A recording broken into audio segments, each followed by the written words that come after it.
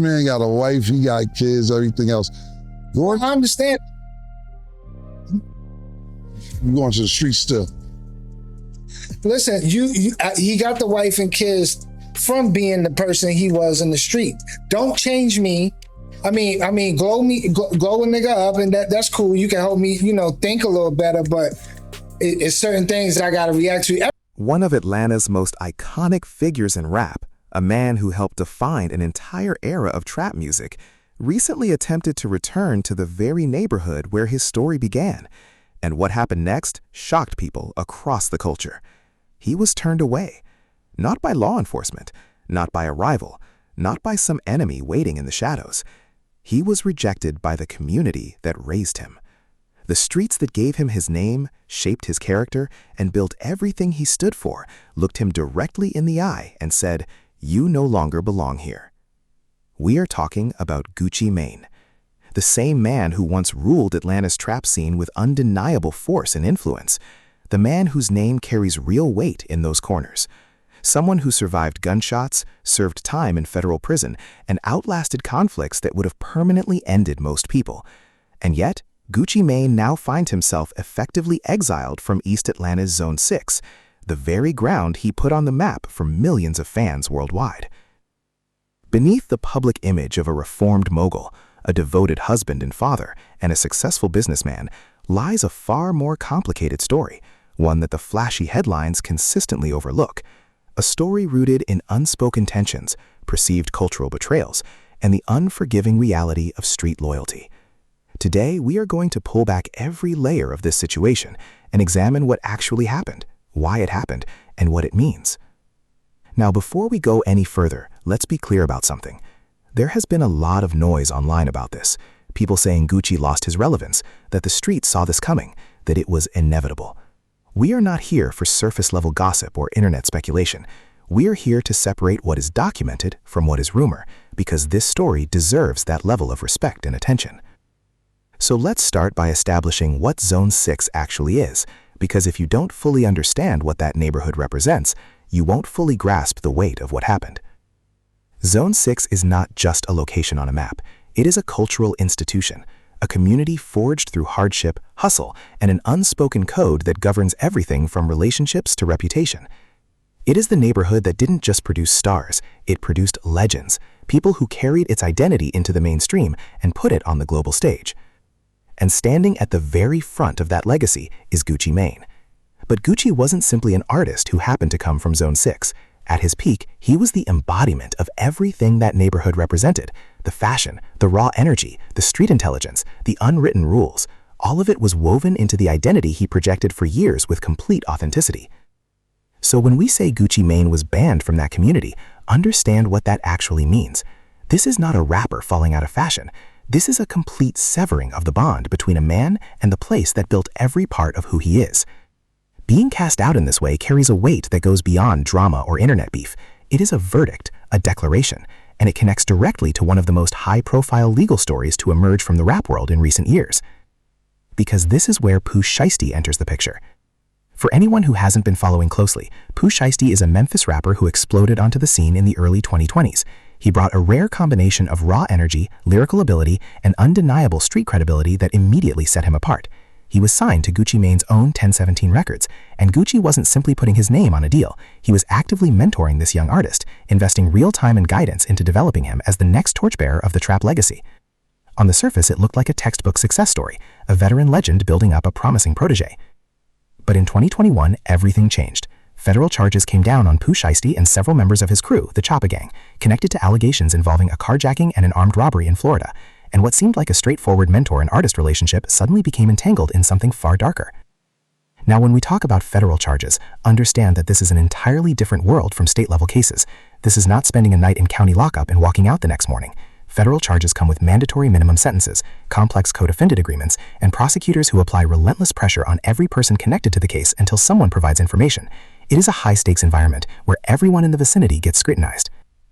Gucci Mane built his entire reputation on being untouchable, on embodying the raw, unfiltered spirit of Atlanta's streets, where an unspoken code governs everything.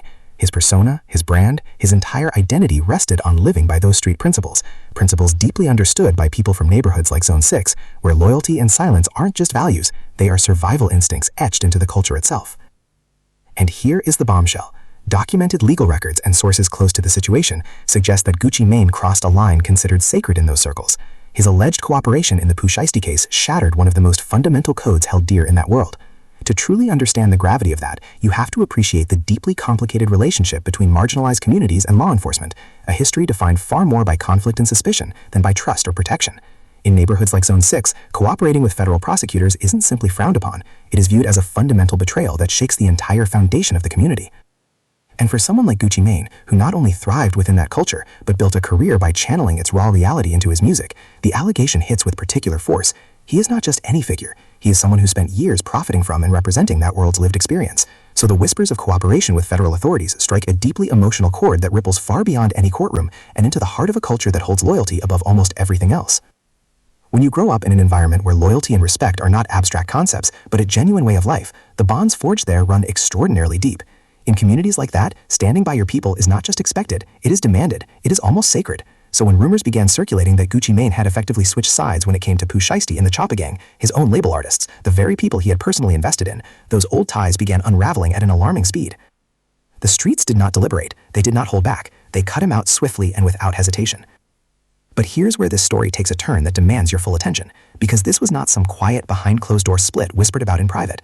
Zone 6 made its position publicly and unmistakably.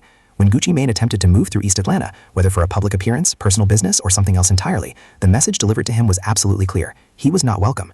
And in an era where social media functions as an unfiltered megaphone for everything that happens in real time, that kind of public rejection cannot be hidden or softened. Clips circulated rapidly. The cameras captured the cold shoulders, the charged tension, the unmistakable reality that a man who once commanded those streets with complete authority was now being denied the right to freely walk through them. It was as though the crown had been stripped away in full public view. Consider the symbolism for a moment. It is almost cinematic. Gucci Mane, once the undisputed king of Zone 6, now living a life that looks completely different from the one that built his name. A sprawling home in the suburbs, mainstream recognition, a strong marriage, a child, a public transformation that includes dramatic lifestyle changes, business ventures, and legacy conversations. By every conventional measure, this is a man who is winning. And yet none of that appears to matter to the people who raised him, because when he tried to come back, the door was closed. That contrast between the polished public image and the harsh reality playing out in Zone 6 is precisely why this story resonates so deeply with so many people. It is real, raw, and genuinely complicated. What makes it even more gripping is how the streets enforce this kind of banishment. There is no boardroom meeting, no formal vote, no announcement. The exile arrives silently but powerfully through signals that anyone from that world recognizes immediately. The tension in the air when you enter a space, the absence of familiar acknowledgement, the energy charged with unspoken disapproval. It is in those everyday moments that you understand your position has shifted, and that silence can be one of the most deafening messages of all. The real weight of this situation lives in the absence of support from people who once rode for Gucci without a second thought. Nobody is stepping up to vouch for him in those neighborhoods anymore. Nobody is defending his name or his right to be present.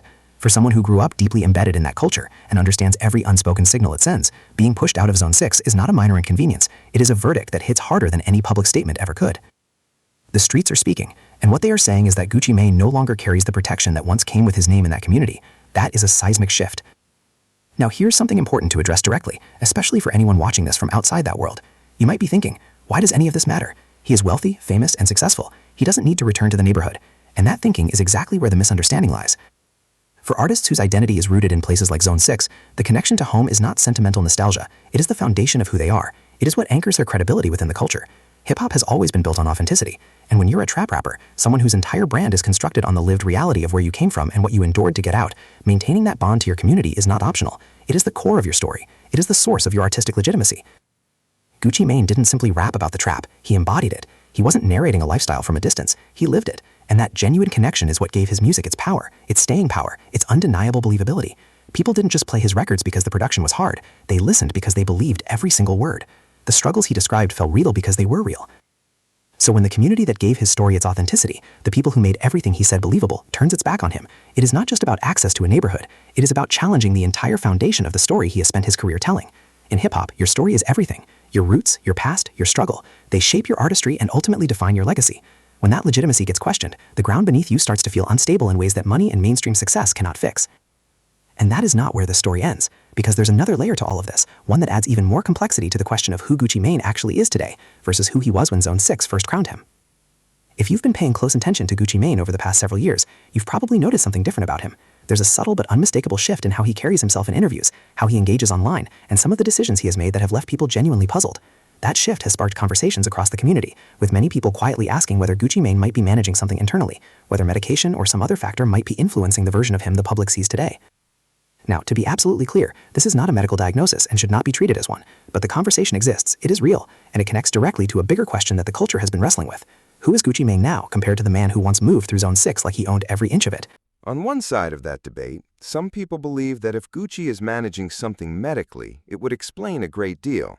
The behavioral changes, the moments where he appears somewhat disconnected from the world that shaped him, the decisions that feel inconsistent with the sharp, calculated figure he once was. That perspective tries to make sense of a man who used to move with precision and intensity, but now seems to be operating on an entirely different frequency, as though he has deliberately stepped away from the version of himself that the streets remember.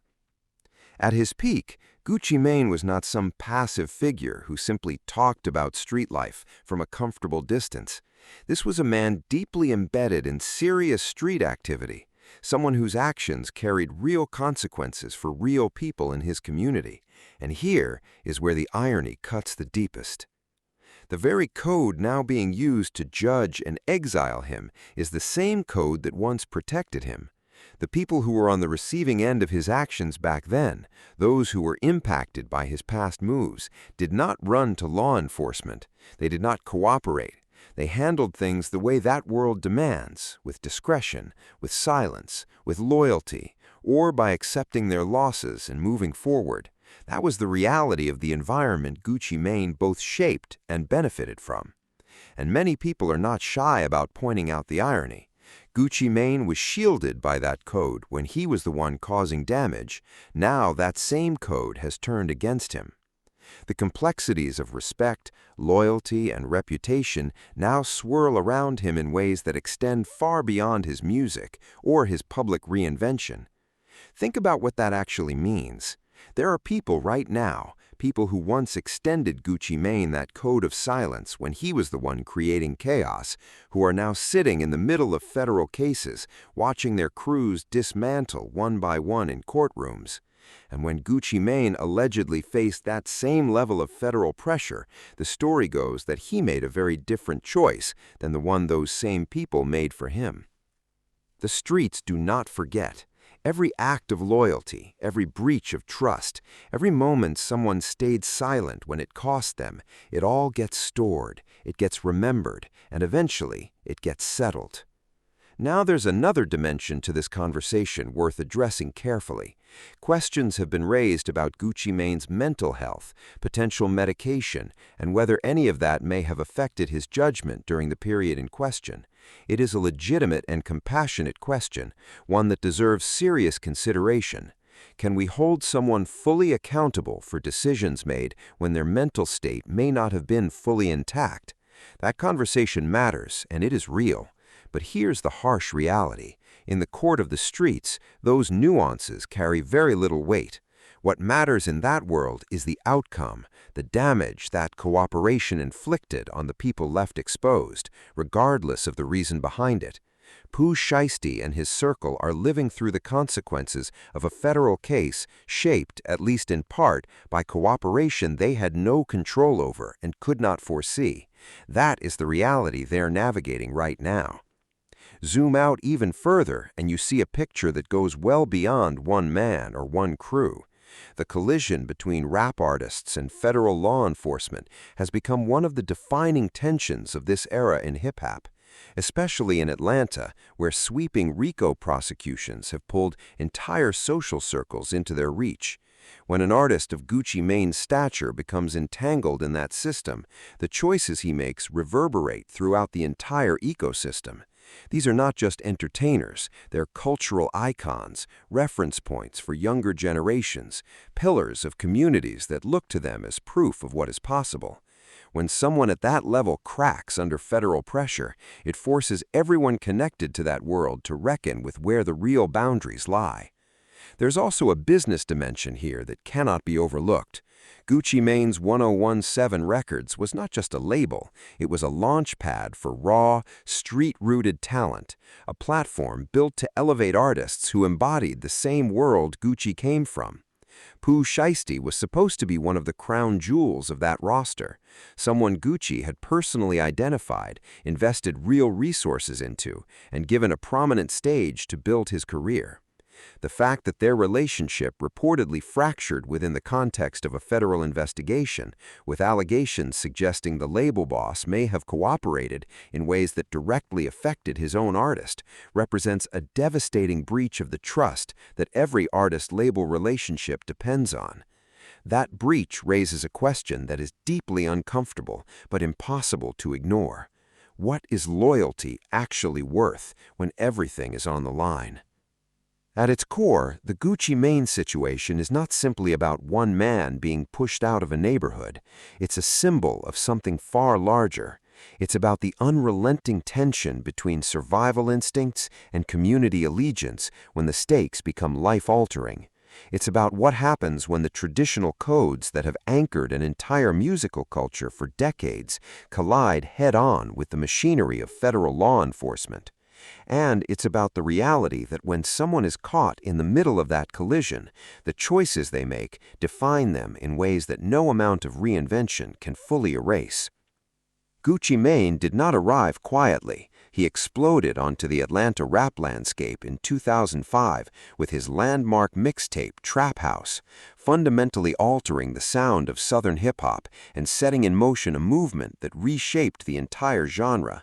Through every peak and every devastating low, surviving situations that would have permanently ended most people, enduring multiple stints behind bars, and repeatedly returning stronger, Gucci Mane built something closer to mythology than a music career.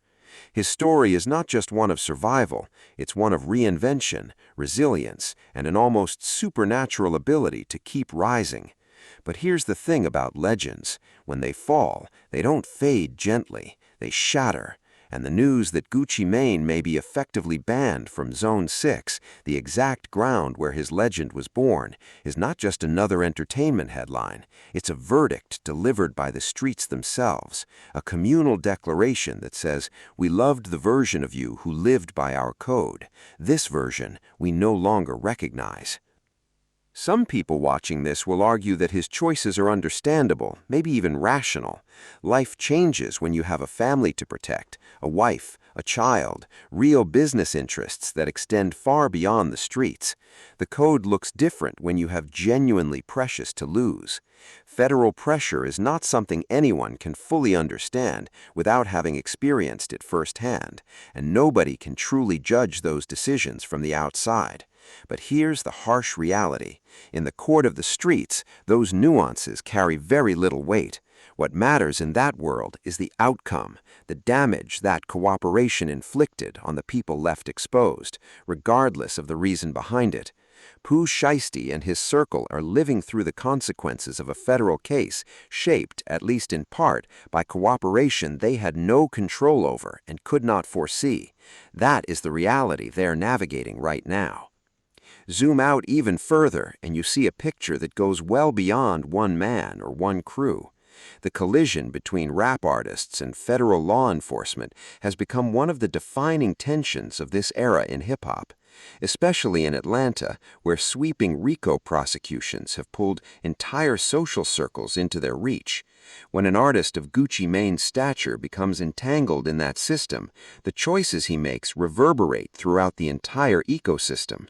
These are not just entertainers, they're cultural icons, reference points for younger generations, pillars of communities that look to them as proof of what is possible.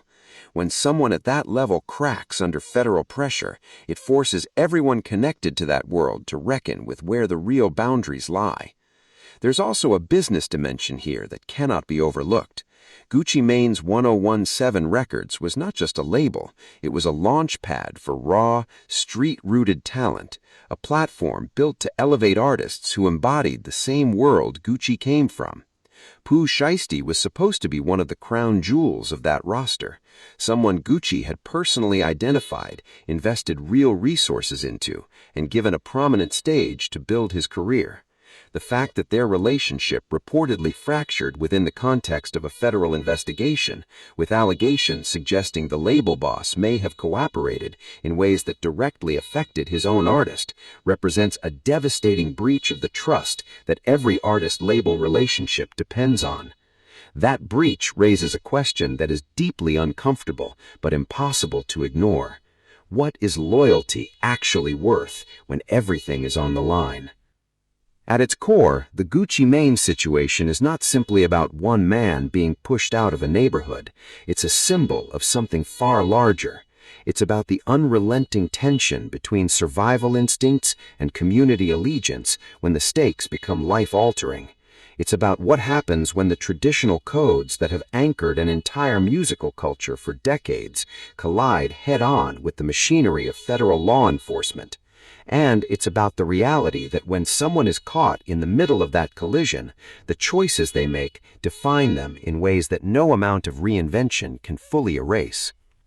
Gucci Mane did not arrive quietly. He exploded onto the Atlanta rap landscape in 2005 with his